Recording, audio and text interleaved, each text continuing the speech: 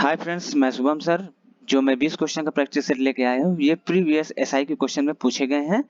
तो friends and तक बने रहिए। चलते हैं पहले क्वेश्चन की तरफ। तो पहला क्वेश्चन आपकी स्क्रीन पे है। थोक का पर्यायवाची क्या है? तो थोक का पर्यायवाची क्या है? तो थोक का पर्यायवाची फ्रेंड्स है पारयायिक। थोक का पर्यायवाची है फ्रेंड्स पारयायिक। थोक का पर्यायवाची है पारयायिक, जो आपका सही आंसर है। सही आंसर क्या है? थोक का पर्यायवाची है पारयायिक। चलते हैं फ्रेंड्स नेक्स्ट क्वेश्चन की तरफ। नेक्स्ट क्वेश्चन है, व्यास का विलोम शब्द है। व्यास का विलोम शब्द है। तो फ्रेंड्स व्यास का विलोम शब्द आपका होगा जो है तो समास। व्यास का विलोम शब्द क्या होगा? आपका समास होगा। ये व्यास का विलोम आपका समास होगा। और देखिए दूसरा क्या है आपका? संक्षेप। संक्षेप का होता है विस्तृत। संक्षेप का विलोम होता है विस्तृत। और ये संश्लेषण जो है आपका, तो ये विश्लेषण होता है। संश्लेषण का विलोम विश्लेषण होता है। और ये आपका लघु जो है, तो ये दीर्घ का विलोम होता है। लघु क्या है? दीर्घ का विलोम होता है। चलते हैं फ्रेंड्स नेक्स्ट क्वेश्चन की तरफ। देखिए नेक्स्ट क्वेश्चन है, जिस समास का कोई पद प्रधान नहीं होता है उसे कहते हैं। तो फ्रेंड्स ऑप्शन से आप पहले देखिए। तो ऑप्शन से क्या है? ये द्विगु समास, कर्मधारय समास और तत्पुरुष समास। ये ऐसे समास हैं जिनके दोनों पद प्रधान होते हैं। जिनके दोनों पद प्रधान होते हैं। दोनों पद प्रधान होते हैं। तो जिस समास का कोई पद प्रधान नहीं होता उसे हम कहते हैं बहुब्रीहि समास।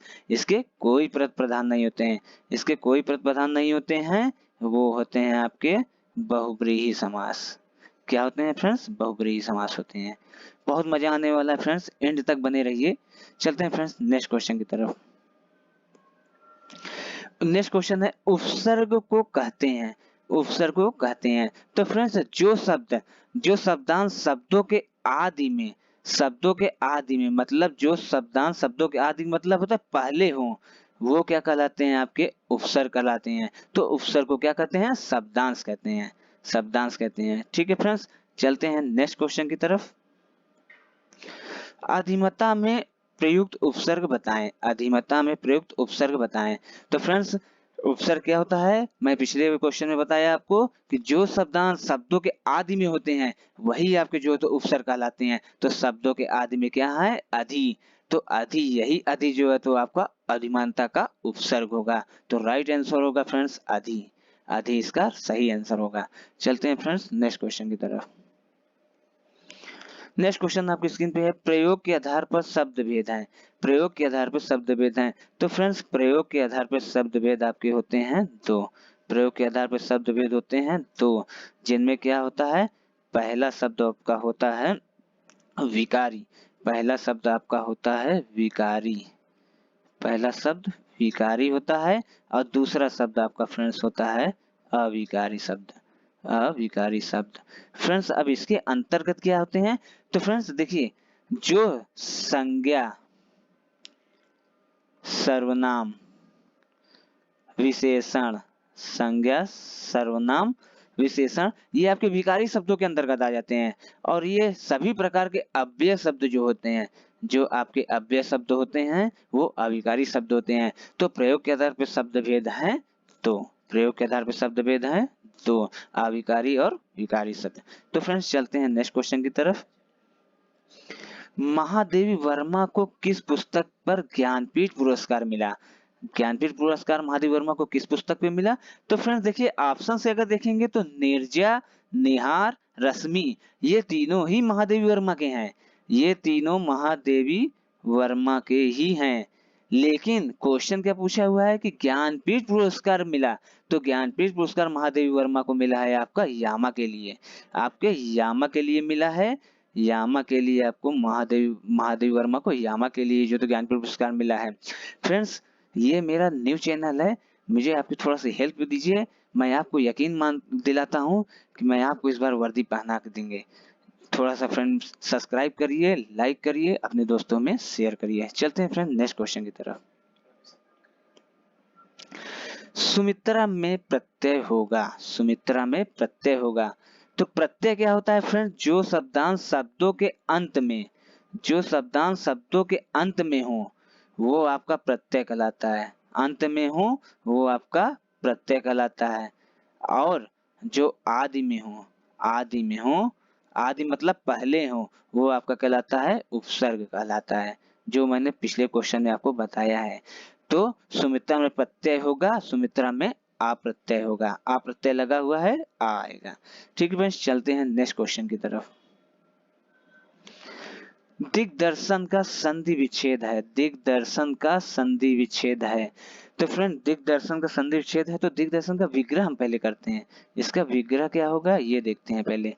तो विग्रह क्या होगा, दिग्दर्शन का अगर विग्रह करेंगे तो आएगा आपका दिग धन दर्शन, दिग्दर्शन। ठीक है फ्रेंड्स, क्या है ऑप्शन में आपके, पहला ऑप्शन, सॉरी फ्रेंड्स, ये दिग्दर्शन है ना, तो ये जो तो व्यंजन संधि है, तो व्यंजन संधि है तो दिक होगा, दिक, सॉरी फ्रेंड्स, दिक, और यहाँ पे हलंत होगा जो कि ये क्वेश्चन में होना चाहिए, ये यहाँ पे। तो दिग्दर्शन ये आपका राइट आंसर होगा, दिक धन दर्शन, ये व्यंजन संधि है, व्यंजन संधि होता है दिग्दर्शन। ठीक है फ्रेंड्स, चलते हैं नेक्स्ट क्वेश्चन की तरफ। शुद्ध वर्तनी चुनिए, शुद्ध वर्तनी चुनिए। ये तो शुद्ध वर्तनी चुनिए मतलब क्या है, आशीर्वाद, आशीर्वाद है। जैसे आशीर्वाद क्या है, ये शुद्ध है, शुद्ध, ये आशीर्वाद, ये आपका जो है तो शुद्ध है, जो कि ऑप्शन आपका ए राइट आंसर होगा। तो फ्रेंड्स चलते हैं नेक्स्ट क्वेश्चन की तरफ। नेक्स्ट क्वेश्चन आपकी स्क्रीन पे है, आंखों में धूल झोंकना के मुहावरे का अर्थ है।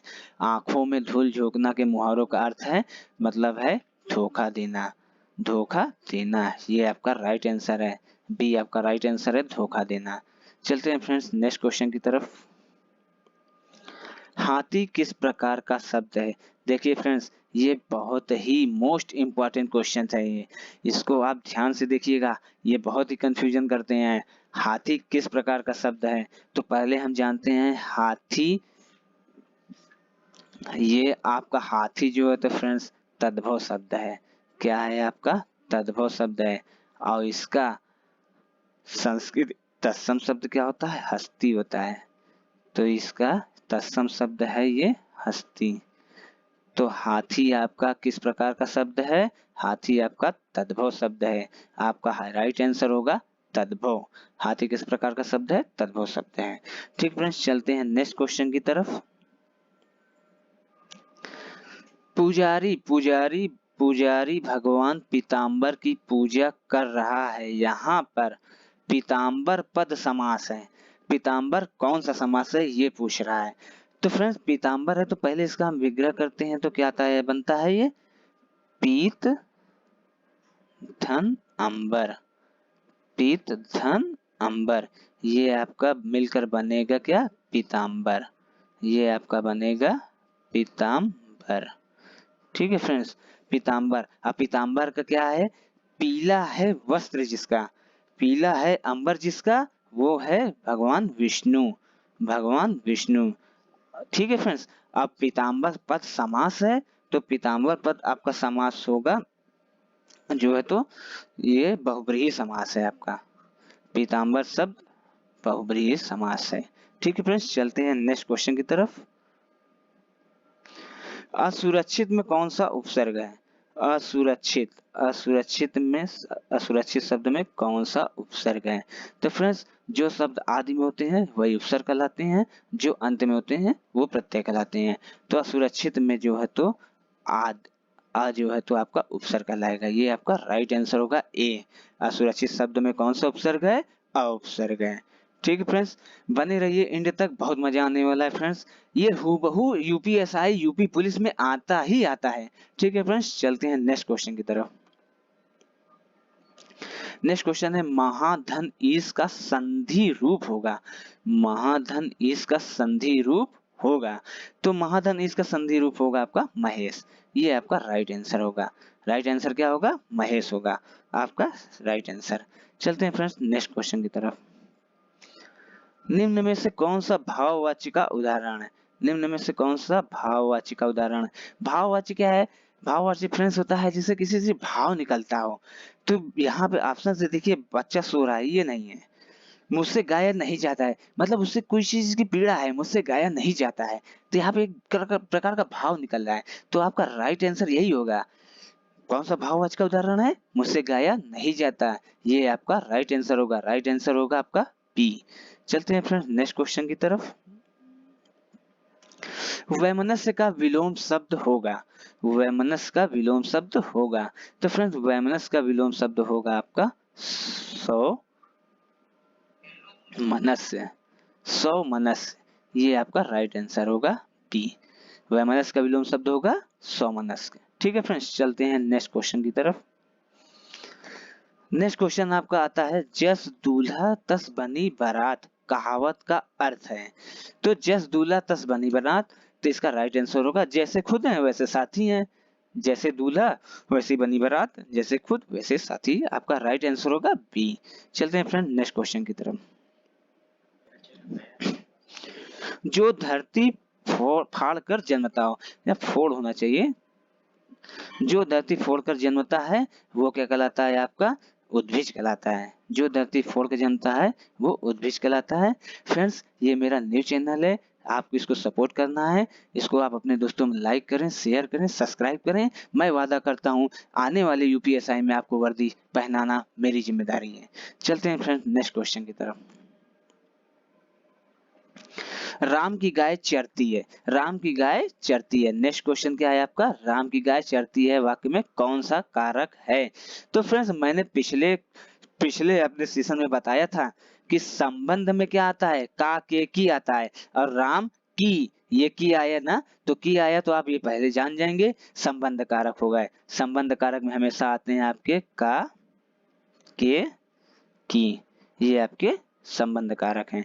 तो फ्रेंड्स आज के लिए इतना ही। अगर ये वीडियो आपको अच्छी लगी हो तो आप अपने दोस्तों में लाइक करें, शेयर करें, सब्सक्राइब करें। गुड नाइट, शुभ रात्रि।